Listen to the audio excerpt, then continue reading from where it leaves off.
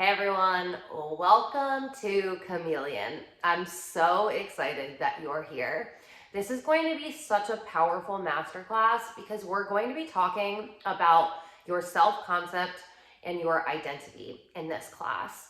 Now, I find that society teaches us to have these really fixed narratives of who we are. And not only that, but we identify a lot with what we do and not who we actually are.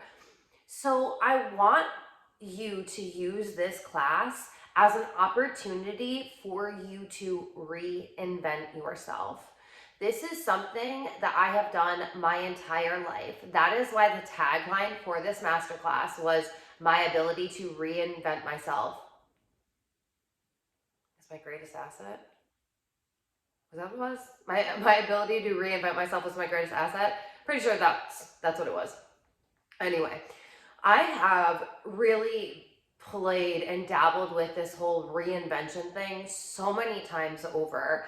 I remember when I was in seventh grade and I was really, really popular, and I was at a high school dance and I was following everybody at the dance, like this, whoever, the one popular girl or the one popular guy, they would go this way and we would all just follow. And I just remembered the whole dance, it was just, we were just following, like whoever it was. And I was literally exhausted. I wasn't even dancing. I was just exhausted from just following these people. And I was like, I'm done. I'm done. I'm not doing this anymore. And up to that point, I had been very sportsy. Like, if I was a Spice Girl, I would have been Sporty Spice. There's hands down, I was a tomboy. I played tons of sports. I played basketball for 8 years. I played softball for 8 years. Like, I was popular. I was into sports. I was like that girl.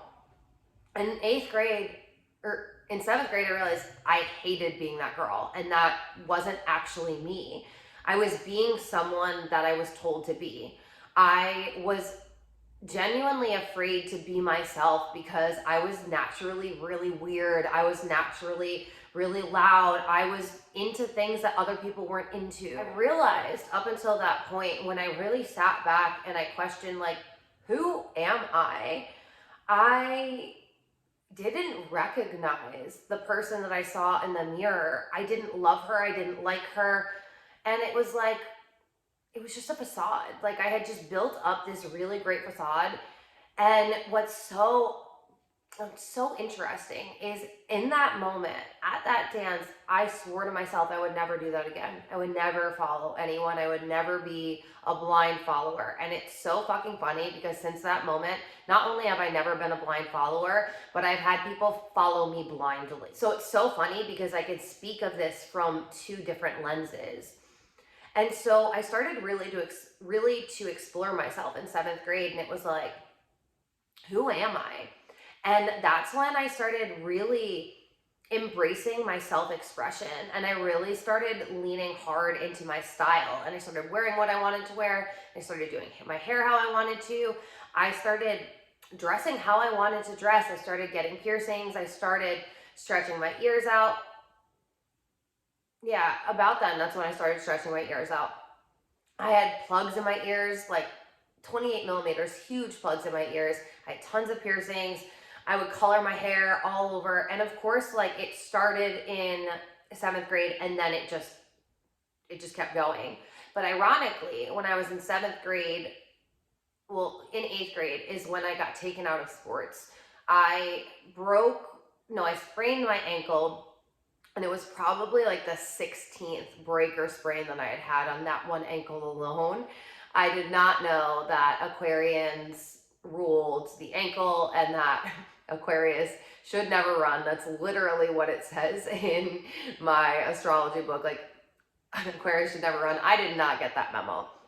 And I was a celiac, was undiagnosed, so my ankles were really weak. It just got to the point where I had hurt my ankles so much that I had like a file this big. My orthopedic was like, Alexa, do you have any other hobbies? Because you can't play sports anymore. Your ankles can't hold up. And I was like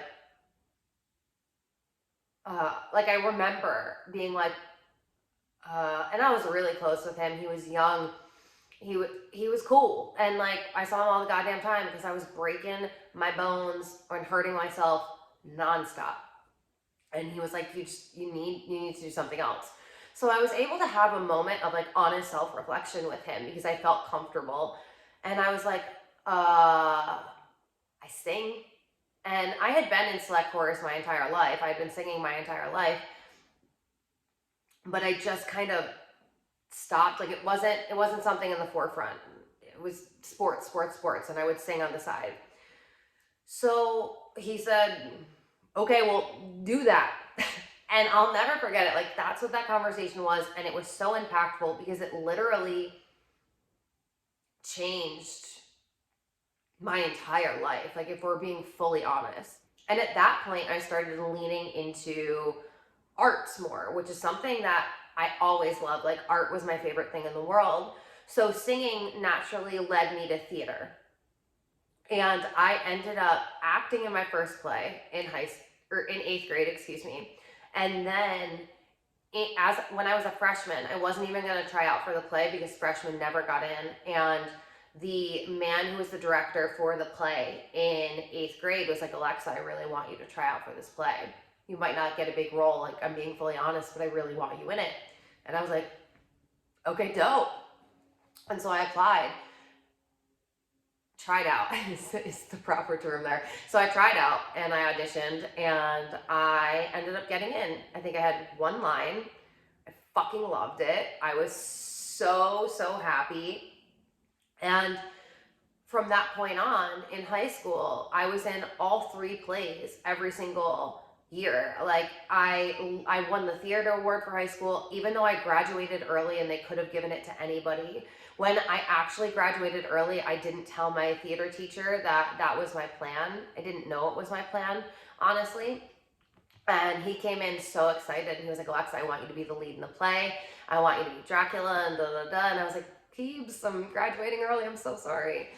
But so the reason why I'm telling you this whole story is because I went from being somebody who was living in this identity that was acceptable, right? I was popular, I was blonde, not like I had any control over that.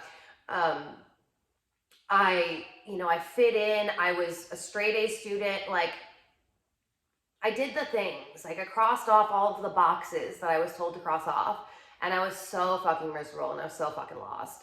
So going into 8th grade, I used to say Aristotle, like I'm a huge philosophy geek, nerd, lover, so philosopher myself. So you'll hear me quote philosophy a lot. Aristotle always talks about the means between the extremes, and I always joked that I was really bad at that. I was really bad at being in the middle. Like for me, it was like, whoop, all in, one way or the other. So in 8th grade and then throughout high school, I was really playing with who am I? Who do I want to be? What do I want to look like? What do I want to sound like? What hobbies do I have? What interests do I have? Even something so like small as what music do I listen to? I realized that on the school bus, like rap was always playing and hip hop and pop were always playing. And so that's what I grew up listening to. My father fucking hated it. He's a hippie. He has such an epic and amazing music sense. Like he absolutely was crawling out of his skin. But even to something as little as, sorry, I have a puppy that I just adopted, and the only way to keep her out of mischief while I record is to keep her right next to me. So if you hear little scooches, it's just her scooching. So even something as little as what music do I like? Was I listening to this music because I always listened to it, or did I actually really like it? And so I started playing around and listening to different music. I started playing around in different fashion senses. I was super emo. I was super goth at one point. I was punk as fuck. I started playing around in glam rock. Like I had a glam era. I was a fucking vibe. Okay. And I was that person that everybody started magnetizing towards. And you'll hear me tell this story a little bit in I Don't Give a Fuck. And it's because I was reminded of this story to tell in this program, but there was a part that made sense for I don't give a fuck. So this story is going to go in a different lens, and I'm going to try and promise that I'm never going to tell this story in another program, because I honestly hate when I take a mentor or coach's program and I've heard their same story like 15 times. If your life is that boring that you only have one story, then you should probably be taking this program so that you can work on a new identity, because, well, so if you've taken I don't give a fuck, just bear with me, because I promise this is going to be a totally different texture of where I'm going with this. Changed my entire clique. I changed who I was. And what's so interesting is a lot of people, if they dressed the way I dressed, if they colored their hair the way that I did, if they did their makeup the way that I did, like, a lot of people would have honestly been bullied. But one thing about me is, like, whew, when I'm in my power, you don't want to fuck with me. And like that, I always just like laugh and joke that I'm a born and raised New Yorker, like people don't fuck with me. But it's also because of this power that I hold and this energy that I hold. And I didn't learn how to hold this power until I started being myself. And what's so funny is, in order to be myself though, because I hadn't been myself for so long, I really had to go through all of these different extremes, I guess, and really go through all of these different identities, because it was like, wait a minute, I get to play around with this. This isn't fixed. I don't have to be anyone other than who I want to be. And it's like, so one, I have to know me to be me. And two, I get to adapt. I don't have to be one me forever. I found that people were actually really magnetized by the fact that I was so authentic. And it was something that really helped me ground into my power, because I was like, I feel better when I'm being who I want to be. It's also going to be an unlearning process of who you've been. And what you have to realize is, when you start changing and when you start embracing who you've always been, the people in your life who've always known you to be a certain way, or the people in your life who benefit from you being a certain way, it's going to trigger them. Especially if it's someone that isn't being authentically themselves or isn't actually changing. Like, you know, those people that have just been the same forever. They don't do any personal development work. They don't like actually think intentionally about their style or about their energy or about their interests or about like learning more so that they can be a different human. The people that stay stagnant and stay the same, especially if they've been that way for years, are going to be really, really triggered when you start doing this work. So I do want to put that disclaimer out there, because if you are married, if you are living with a partner, if you've been in a long-term relationship, if you've had a best friend for like 13 years, if you have had the same close-knit group of friends, if you haven't changed or expanded a lot in your lifetime, and you have a close-knit group of people that have also done the same, I just want to forewarn you that they might not love that you're starting to do this. I'm going to hope that it's the opposite side of it, and your people are going to be like, oh my God, I see you changing, and I see that you, like, your energy is different, and I feel like you just like seem so much happier, and you're so much easier to be around, and like, oh my God, what's going on with you? Like, I'm gonna hope that that's the direction that it spins in, and you plant a seed and you model for other people what's possible for them. But I also want you to be aware of what's gonna come up. You're gonna go through, like, identity work and shadow work are hand in hand. There's going to be a lot of layers of yourself that you have to look at and say, why are you here?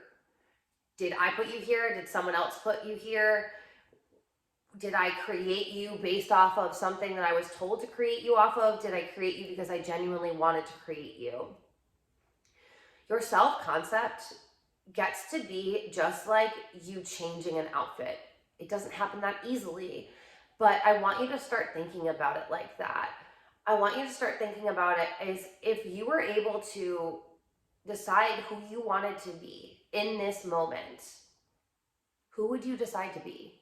And not like, so for me, like, not like I'm Alexa Ray Smith right now in this moment, but I want to be, I don't know, Angelina Jolie. It's not like, oh, well, I want to be Angelina Jolie. Like, no, that's another person. You can't actually be another person. But what identity do you, like, do me, Alexa Ray Smith, who do I want to be? So, examples, like, maybe you've been a really shy person your entire life and you want to be an outgoing person.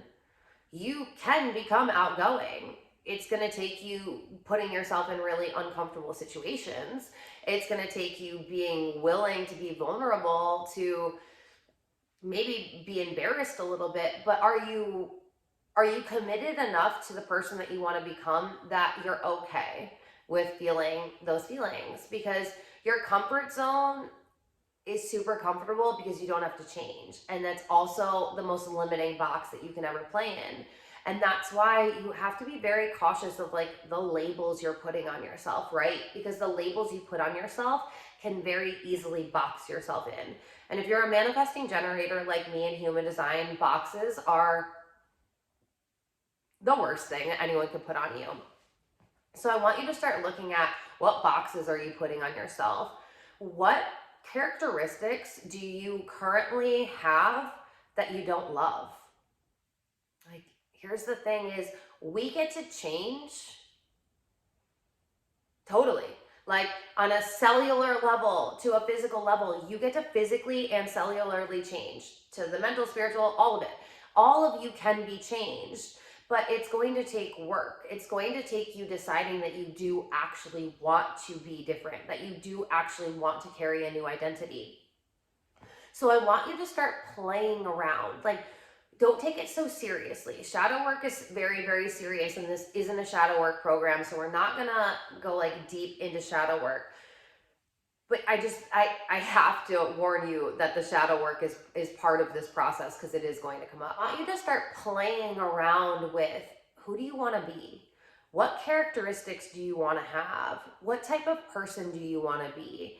What type of clothing do you want to wear? What kind of energy do you want to give off? What type of food do you want to eat? What type of music do you want to listen to? What type of people do you want to involve yourself in? What type of business do you want to have? All of these things, like a lot of the times, people don't actually take time to sit with themselves and to reflect on who they are, who they've been, and what they like and what they don't like. Because quite honestly, we all have parts of us, we all have aspects that we don't love, like we wish they were different.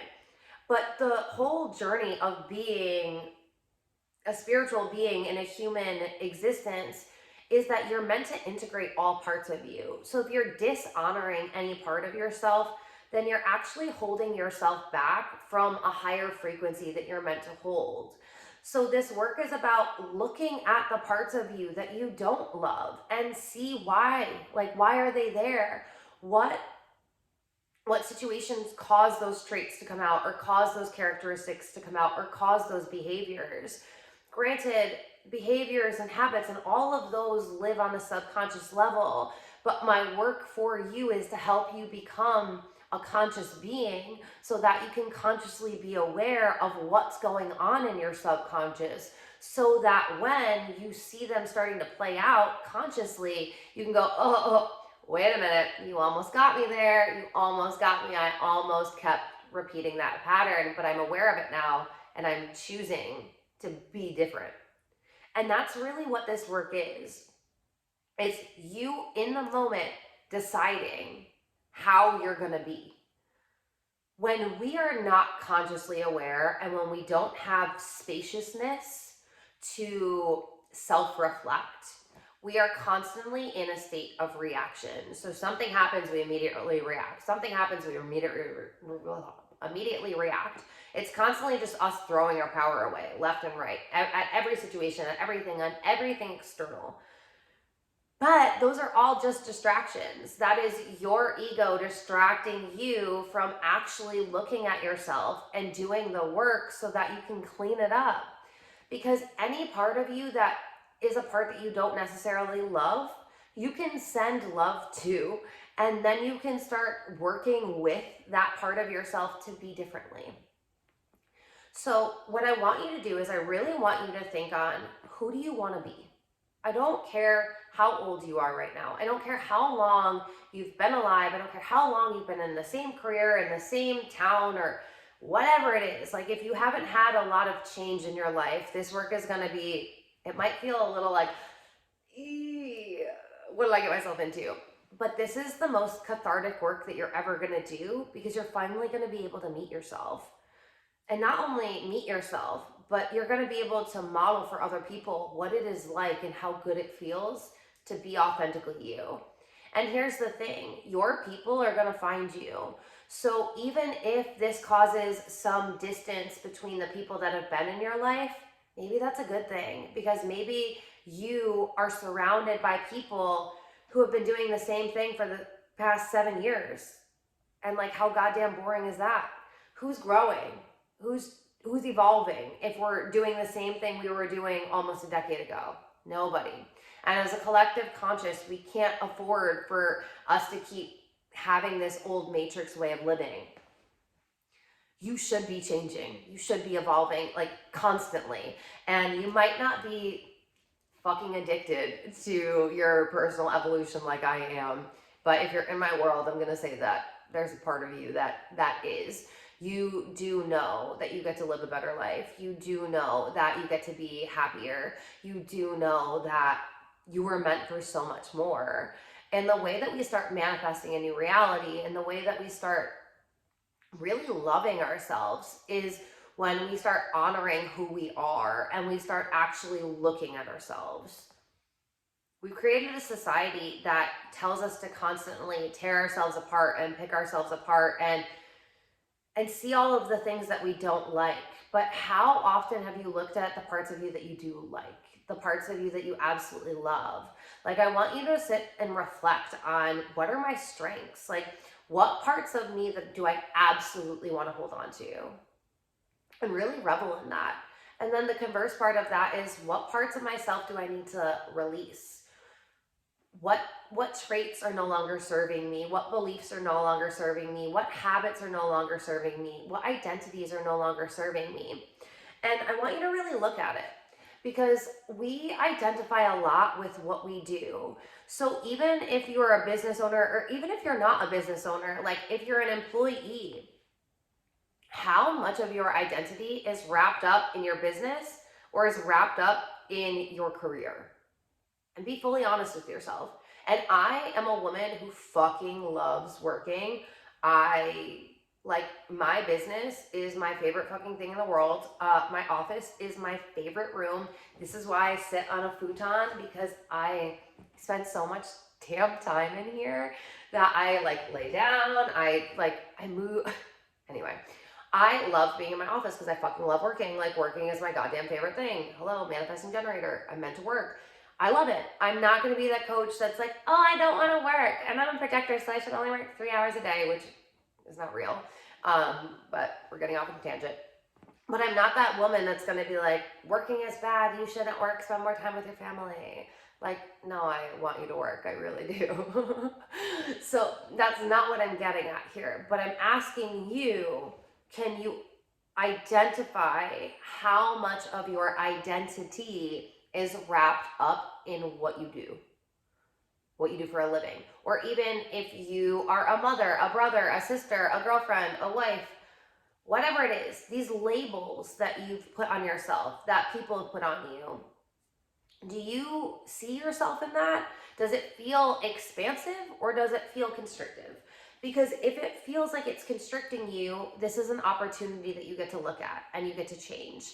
And one of the things that I've always loved so much about myself is I've always taken time out. Like, ever since I was very young, I started studying psychology at a very, very young age. But I would take time out every 6 months, and I would kind of just ghost everyone. And I would really spend time in my brain about who I was, where I wanted to be, my goals, my ambitions, whether I was on track with that. I spent a lot of time, and I still do, arguably more time now, working on myself and getting to know myself. And we've created a society that has made us afraid to be with ourselves. We have been taught to be afraid of silence, to be constantly seeking noise, to constantly be going, to constantly be doing, to constantly just be dishonoring ourselves and putting our emotional needs in the background.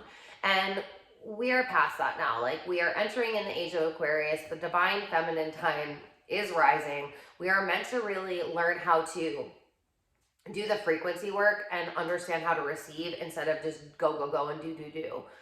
But the thing with identity work is, if you aren't spending a lot of time with yourself, then you don't know yourself. So how can you create your own identity? You can't, right? So part of this work is you're gonna have to spend more time with yourself. You have to spend more time in silence. You have to spend more time doing the things that you love. If you don't know what you love to do, if you feel like you have no hobby, say you're a mother, for example, and all of your time you're doing things for your kids, and then when you get some downtime, you're just like scrolling on TikTok or whatever. Who are you? Like, you don't have an identity outside of your children if that's the case. If you're constantly just taking care of them, but you haven't started looking at what you like to do, or how you like to spend your time, or when you feel your best, or giving yourself space to decompress. Or if you're in a partnership, giving yourself space away from your partner. Do you go to work all day long, or do you work on your business all day long, and then as soon as your partner gets home, you're with them 24/7? Because if you're fully enmeshed in someone else, it's going to be harder for you to reinvent yourself. It's going to be harder for you to come up with a new identity, because you're not spending enough time with yourself, learning who you are now to know who you want to be. So the way that I really like to play around with my self-concept and my identity is I like to look at where I desire to go. Like, what do I desire for my life? And who would I need to be to create this reality? Because when I do it this way, and when I say, so for me, I want to be a billionaire with a B. Like, I will be a billionaire with a B. I have been saying this for like 5 years now, and I will be. Like, there's no question about it. I will be. I'll be a billionaire. Easy peasy. But who do I need to be a billionaire, right? So inherently, I was a really lazy person, have really lazy tendencies, because laziness was modeled for me. My father, hardest working man ever. So it's not like they were like teaching me to be lazy, but modeling. Modeling is an NLP term, neuro-linguistic programming, and modeling means who you're being and what you're doing, whether you're telling people directly, you're indirectly communicating who you are by what you do. And that's how children learn, right? They learn by modeling their parents. So you model your parents for the first 0 to 7 years while your subconscious mind is getting programmed. So whatever you see happening around you is getting modeled, and it's behaviors that you'll typically take on, unless you've done the personal development work and the mindset work to start clearing this stuff up. So if I had never done any work on myself, and I allowed myself to sit on the couch all day long and just binge watch Netflix, would those habits and that behavior, and the person that I am who sits on the couch and watches Netflix all day long, is she on track to become a billionaire? Fuck no. Somebody that sits on their couch all day long and watches television, if that's you, I love you, but you're not going to be a billionaire, is never going to be a billionaire, because they're constantly sitting in a state of hypnosis where they're getting programmed from the media or whatever they're watching. So they're not actually using their co-creative abilities. And am I shaming television? No. I love television. I love movies. I love all of that.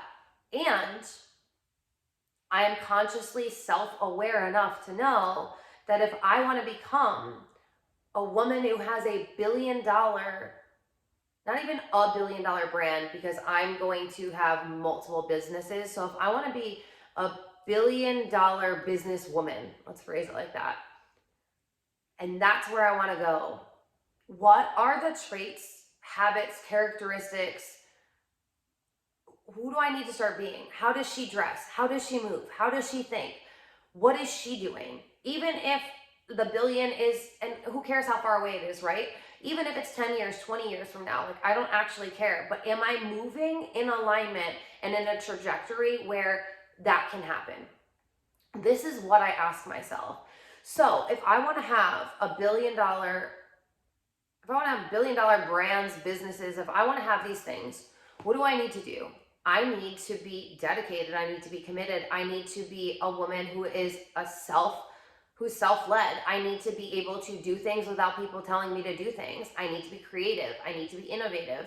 I need to care about my appearance, because your appearance affects how you see yourself and your energy and what you actually think you can do. If you're somebody who doesn't really put much time and effort into how you look, you probably don't feel your best, because the more time and effort you put into how you look, the better you typically feel. And I don't necessarily mean that from a vanity point of view. Like if you go to the gym and you work out every day, you care about yourself. You take more pride in your body. You feel better. You are modeling healthy behaviors to other people.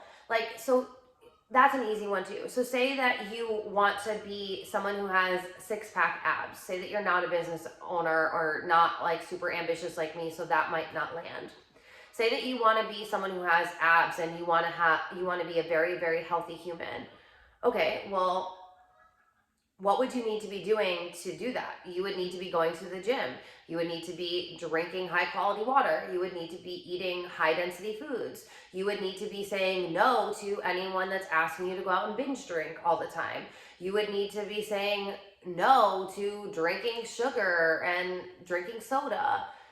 So it's like, think about it like that. If that's like an easier, it's always so easy with weight because it's something we've all experienced and it's something that's very tangible, right? Like we all want to be our healthiest.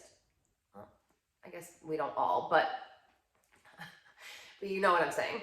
So this is a really easy one to work at. So I want you to think about like, what do you actually want for your life?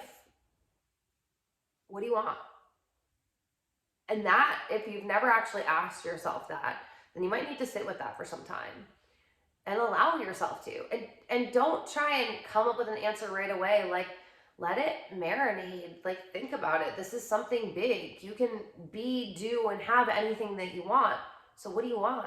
What do you want to have? When you know what you want to have and what you desire in your life, then you also start being able to reverse engineer. And that's what this is.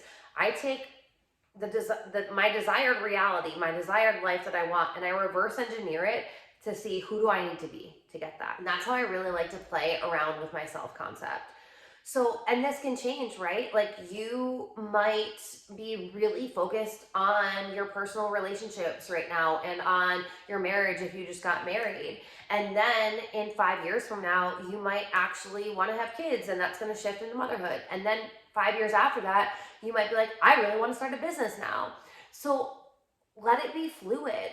Like come back to this. That's why I do this work all the time, because who I want to be right now and the life that I want to have right now might have shifted in a year from now and 6 months from now or whatever. Like it'll all, the billionaire with a B, like that's always going to be there for me. But you know what I mean? Like what are the other things that I want? I might change all of this. And that's awesome. And I give myself permission to. Like, this is your permission slip to change whatever the fuck you want. This is your permission slip to do whatever you want, whatever you want. Like, as long as it's healthy and intentional and all the things. But I want you to start playing around with this. You get to create yourself every day and every moment. But if you're not creating a new identity, then you're reaffirming your old identity. And that's what you need to understand. Because so many people feel like they're living Groundhog's Day over and over and over again. And that's because they are not pushing themselves to change. They are doing the same thing over and over again. They're surrounded by the same people over and over again. And if you're not aware, the people you spend the most time with, the 5 people you are around the most, are setting your standards on what you believe is available for you.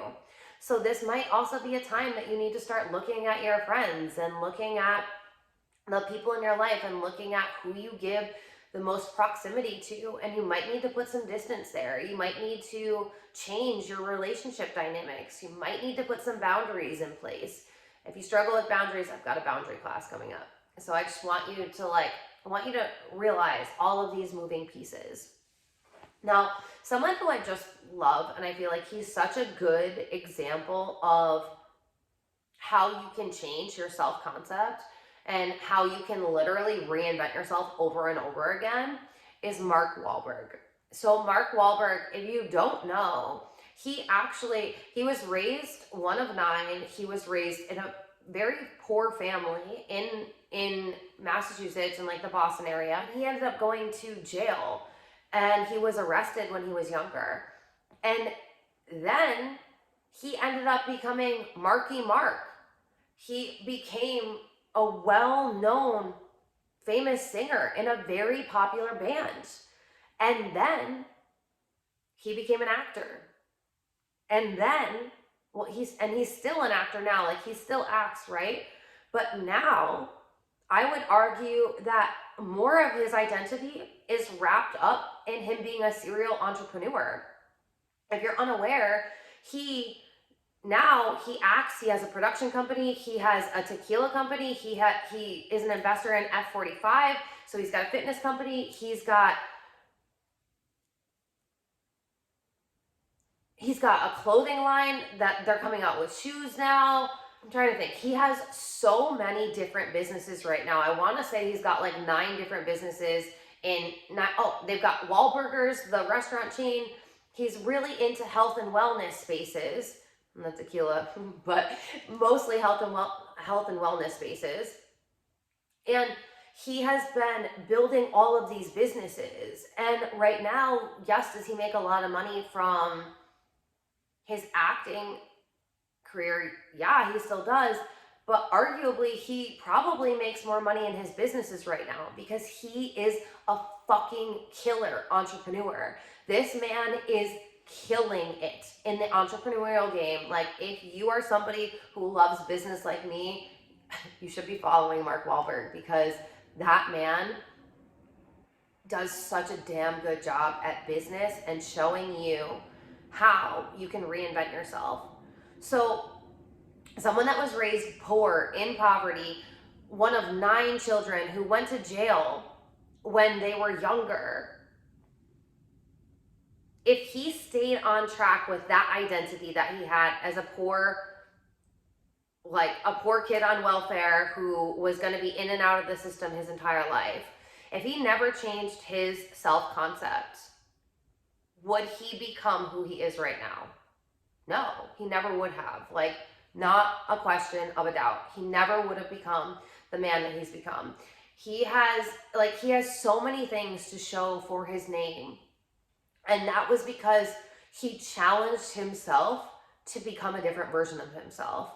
In order for him to become a singer, he actually started getting in shape, and he became a Calvin Klein model. And that's what really started the whole thing. You can tell, like, I love learning about successful people, especially successful people that were not born into wealth, but they created it. Like, oh, that is my jam. So if he didn't start becoming healthier and have healthier habits and start working on himself and start falling in love with health and fitness, he wouldn't have gotten the 6-pack, which led him to the Calvin Klein model, which then led him to being in a boy band. And then he wouldn't have realized, oh, well, boy bands are actually dying out in the 90s. So how can I change now? And how can I shift? And he was like, what can I do now? And he was like, I love being on stage, acting. Okay. But do you see how he could have very, very easily, like, he could have forever been known as Marky Mark. And I would argue that he is the least known as being Marky Mark right now. And that is something that, if we look at the 90s, if we look at a lot of boy bands, if we look at a lot of one-hit wonders, we can't say that about most people. Besides, like, Justin Timberlake, who's actually done some things. Can you name any other boy band member or any one-hit wonder that actually went on to reinvent themselves and stayed in a wealth consciousness frequency and kept elevating their life? Like, a lot of them became nobodies, lost all of their money. Now, that's not to say that when he decided to change his entire identity, that was easy. And if he didn't change his entire identity, his life would have never changed, right? So I want you to, even if you don't geek out on Mark Wahlberg, I want you to think about somebody that you idolize, somebody that you're aware of, somebody that you can think of that has reinvented themselves over and over again. And I want you to look at what was possible for them because they reinvented themselves. Because sometimes our ego, not even sometimes, but our ego is going to be like, I don't want you to change. I don't want to change. Our brain's job is to keep us safe. And what is safe is what we've known. Even if it's not comfortable, it's safer to stay where we've always been than to go somewhere else. Because our mind is still primal. And it thinks that if we go somewhere else, we're going to have new attackers. We're going to have new things that we need to be on the lookout for. We're going to have to adapt our entire environment. Our mind, our ego is still living as if we are out hunting and gathering. And that isn't the case. So what we have to do is we have to be able to know that our ego is there and have to be able to work with it. So I find it a really beautiful tool to allow you to have some ease so that your ego isn't just clinging to who you've always been, how you've always been, is to start giving it and feeding it examples of how this is safe. Was Mark Wahlberg changing his identity and getting himself out of jail safe? Yes. Why? Because people that go to jail, if they don't change, they keep going to jail and they keep repeating that cycle over and over again, right? And this isn't to shame anyone. This is just speaking the truth. So I want you to find people, even if they're people that you've known in your real life, like even better, I want you to find examples of people who have bettered their life and bettered their life circumstances because they decided to change their identity. Instead of allowing your ego to be like, oh, this is too scary, we can't do it, I want you to actually remind your ego so that it can communicate to your nervous system that it is safe to change. And we're not going to throw away every habit and everything about ourselves tomorrow, right? Like, it's not that easy. But this is going to be a process of you starting to work with yourself and you being able to identify when you are being someone that you no longer want to be, or when you are labeling yourself in a way that you no longer want to label yourself. Watch out for the I ams. So for me, I am a coach, I am an educator, I am a mentor, I am a teacher, I am a woman, I am a dog mom, I am blah, blah, blah, blah, blah. These I ams, that I am language, when that comes out and you're not consciously paying attention, I want you to notice it. Because if you're not consciously saying I am, your subconscious has fully identified with that statement. And identifiers are the biggest thing. So there is an actual sequence where it shows you how you can change your life, how you can transform. And so many people approach it from the behavioral level. So that's like when there's a new year and everyone's like, new year, new me, resolutions. I'm gonna go to the gym because I want to be healthier. So they start trying to change what they do. Okay, so I'm not a healthy person in December. I don't ever work out. I drink soda every day. I eat a lot of sugar. I eat a lot of processed food. And now, in 5 days from now, when it's January 1st, I'm going to start going to the gym 5 days a week. I'm going to start drinking water every single day. I'm going to start eating healthy all day long. I'm just going to do all these things. Like, I was completely living the opposite of this 5 days ago. But it's a new year and I'm a new me. So watch me go. They typically don't last, we're going to give them a week, 2 weeks. We'll be nice, 2 weeks. Typically don't last 2 weeks. Going to that gym, drinking that water, eating those good foods, the high nutritional foods, good food. Like, they don't do it. Why? Because at an identity level, they don't see themselves as a healthy human. Why? Because they haven't been a healthy human. So the thing is you can't actually break through by doing habits. Habits, again, are just trying to change how you're consciously operating, but it's ingrained in your subconscious. And your habits, your beliefs, your thoughts, and your actions all generate from your identity. So your identity is the most important thing for you to be conscious of, because your identity is creating everything else in your life. And the fastest way for you to completely transform who you are is to change who you are. And that means you have to see yourself differently. So I don't want you to start looking at what are the habits that I can change? What are the things that I can do today to change? It's really about reflecting on, who do you actually see yourself as? If I were to ask you right now for you to tell me who you are, who would you say that you are? And I want you to look at what comes up. Do you list a lot of things that you do? Do you list a lot of stereotypes that society has put on you? What comes up for you when you ask yourself who you are? Because when we start identifying how we identify with ourselves, that's when we start being able to take our power back and change this. And once you ask yourself who you are, I want you to ask yourself, who do you want to be? And are there any differences when you start listing out who you want to be? Do you notice that there's a shift?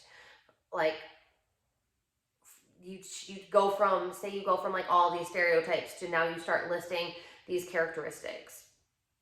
And then I want you to start asking yourself, how can you build this new identity in your life? Also remember that if you are identifying with what you do and what you do changes, you're going to have an identity crisis. Why do so many people have a midlife crisis? Because so many people have lived so much of their lives not being them. And then from an astrological point of view, Chiron returns. Chiron is the wounded healer, okay? So Chiron's gonna make you actually look at yourself and who you've been and whether who you've been is authentic to who you are.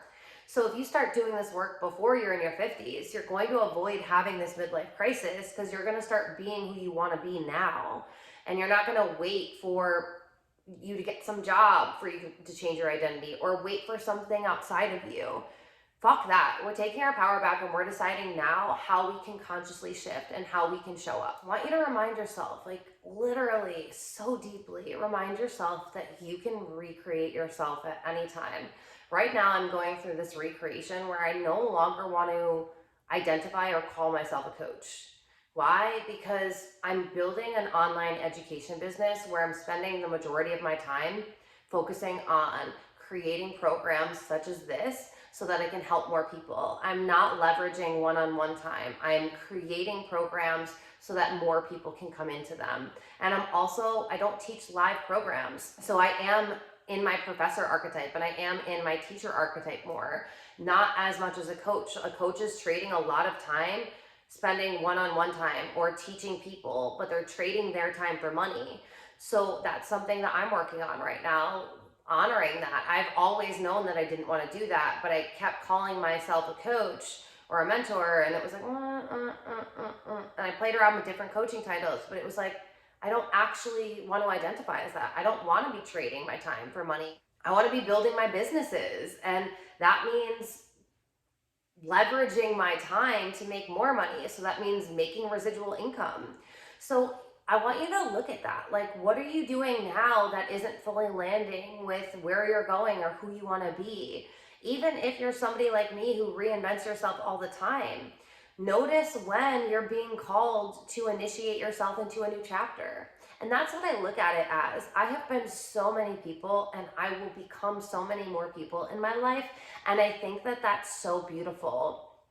I literally won in high school. I won two awards. I won most unique and most changed. And they told me that I could only have one. So I picked most changed. And I let someone else have most unique because I thought that other people would find most changed as like not a compliment, basically. I thought they would take it some sort of way. And I was like, yo, I wear that as like a badge of fucking honor. I have changed myself so much. I'm so proud of the woman that I've become. And I'm always a work in progress. And that's something that I think has been so beneficial for me is I actually see myself as a work in progress. I am never like, okay, yeah, I'm done. No, when I notice a part of myself that's like, ooh, I don't really like that much, I do self-exploration. I get curious. Instead of dishonoring the parts of myself, I send love and forgiveness, and then I look to see how I can change and how I can shift. And that's why, this work is going to tie into frequency work and shadow work and mindset work and all of the works, all of the personal development work. But the most powerful personal development work that you can do is identity work, because it changes everything. It changes your habits, it changes your actions, it changes how you see yourself, it changes what you expect for life and the life that you actually allow. If you're somebody who has been kind of lazy about who you've been and you've just been being the same person all the time, how can you stretch yourself? How can you now trust yourself that you were called to this program for a reason? You were called to shift into more so that you can have more in your life, or so that you can hold a higher frequency, so that you can be more happy, so you can be more fulfilled. We just, as a society, we're so quick to put labels on things. We're so quick to stereotype, and we're so quick to really wear the labels as like armor around us. And then we have label after label after label, and it's keeping people out, and it's not allowing us to know ourselves. So that's something that I do when people start putting labels on me, when people start classifying me into places, not necessarily to them, but I'm going to challenge that in my mind. I'm going to say, but is it though? Is that who I want to be? Is that not who I want to be? And you're always able to decide. You're always able to move differently. You're always able to do this unless you stop yourself. And that's the thing. So many people actually stop themselves from becoming a better version of themselves, from ever fully bringing themselves online, for fully showing up. And if you're like me and you want to have a really big business and you want to be a multimillionaire, a millionaire, a billionaire, like whatever it is, I need you to know that that's totally possible for you, but you're gonna need to do some character building so that way that can actually be your reality. And again, the tool that I always use is the person that I'm being right now on track to create the reality that I desire? And if you're not sure, go to the reality that you desire. What is my ideal reality? What's my dream life? What is my dream self? What's she doing? What's she wearing? What's she driving? What house does she live in? Where does she live? What does her life look like? What is she giving energy to? What is her focus on? What does she spend her time doing? Who is she spending her time with? Like all of these things, when you can get clear on who your dream version of yourself is and your dream reality is, that's when you can reverse engineer it and you can start character building those traits into you now. You can start doing the shadow work to identify and transcend the pieces of you that aren't going to get you here. This is the most powerful work that you will ever do, because you're going to prove to yourself that you can be anyone. And it's always in your power to change. I do not buy into the story, and I will never normalize the story for you that you are powerless and life is out of your control. You were literally born a divine creator. You are more divine than you are human. So you have the ability to create absolutely everything and anything that you desire. You just have to be the one that challenges yourself to be a different version of yourself, to become self-aware so that you can notice when your patterns are showing up, to be able to identify in the moment when a characteristic is about to show up that you don't want to play out anymore. The more self-aware you become, the less reactive you become. And that means when things happen outside of you, you don't automatically give your power away or shut down. You get curious and you start asking yourself, why did I create that? What in me is giving space to that? What in me needs to change because I'm no longer going to be this person anymore? Okay, this is where I'm going to leave it for this masterclass. You are going to have identity work to do. Like, this is something that I can talk to you about identity work, and I can tell you how I do it, and I can talk to you about it, and I can give you examples. But with everything with personal development, the only way, you're gonna hear me say this all the time if you're in my world, information lives in your brain, and the only way it can become wisdom is through lived experience. So you're actually going to have to be the one that does this work, that goes through the questions that I gave you, that actually sits in contemplation, that actually starts spending time with yourself, that actually starts getting to know yourself, your true self, without the labels, without the masks, without the facade, without anything that you were told to be. Who are you? Who are you? Like, this is the most beautiful journey you're ever going to take, because after this, you're going to start seeing yourself as your best friend. You're going to see yourself as an ally. You're going to see yourself as someone that you can rely on throughout everything.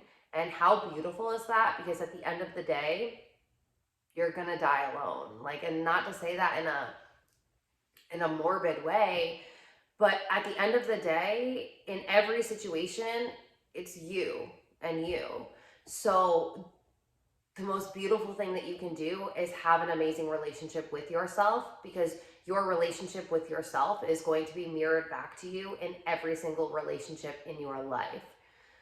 So don't take this work lightly. Like, have fun with it. Of course, have fun with it. Don't make it super serious, but understand the importance of this work is what I want to really drive home to you. This work is so, so powerful, and it's so, so important. If I never did this work and I didn't keep doing this work, I would have never started this business. I wouldn't have. I had to build an identity to become a businesswoman, to become an entrepreneur. I really had to do a lot of work on myself to get here. And I continue to do this work on myself every single day. And one of the reasons I'm able to is because I spend so much time with myself. I spend so much time getting to know myself. I spend so much time looking at who I've been and looking at who I want to be, and transcending the things that no longer work for me, and identifying what's no longer useful for me, and then changing it and building a new habit, and giving myself some fucking credit for doing this. I am not perfect. I am human. You're going to notice that, sometimes you drop the ball, but you know what? When you notice you drop the ball and you pick it back up, that's you being self-aware, and that's you choosing differently, and that's you changing your life. It's the micro steps that you do daily that lead to the macro transformations. Like, truly, truly, truly, truly. So every day, every moment, if you can just come home to yourself, if you can just choose more empowering thoughts, more empowering identities, more empowering habits, more empowering, instead of giving your power away, instead of living disempowered, instead of accepting that you have to be this person that you were told to be, I'm giving you permission to break free. I'm giving you permission to reinvent yourself as many times as you feel called to. I want you to really, truly be able to live the life that your soul is calling for you to live. And I want you to be able to express yourself and to really bring your heart online. We've been trained to be so heady in our society, but our heart is the center of our electromagnetic field.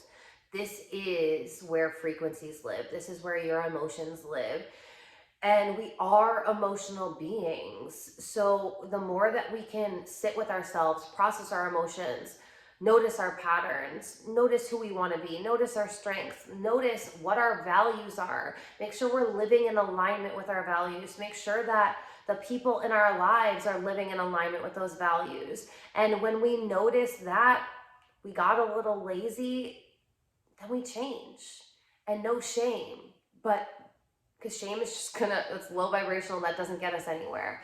But again, how can we be empowering about it? Getting curious as to why it happened, noticing it, and then choosing differently next time.